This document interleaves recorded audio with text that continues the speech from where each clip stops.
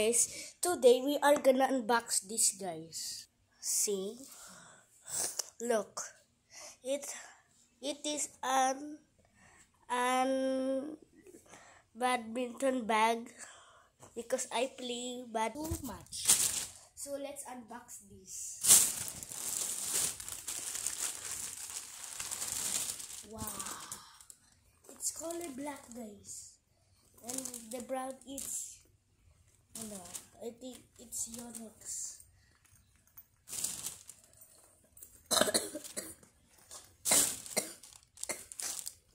Sorry guys, because I have a fever. Look at this, guys. Let's see what is this compartment. Oh my god. This is for This is for shorts or t-shirts. You need to put clothes or in. And this compartment, you can put this compartment puts like some things or food, but the food needs are covered with it, so it will not gonna get dirty. Now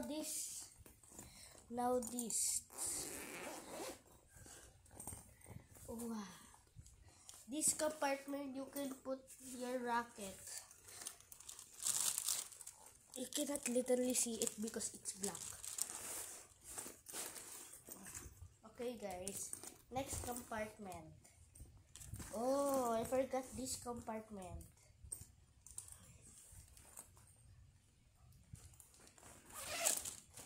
Okay guys, this compartment can also put some shoes or in. And this compartment puts some things or something like a shuttlecock, or yeah. You can put as many shuttlecocks you want, only to 5 to 4, I think. I forgot this compartment. This compartment puts some shoes, or this compartment puts shoes on it. This compartment. So there's another compartment here.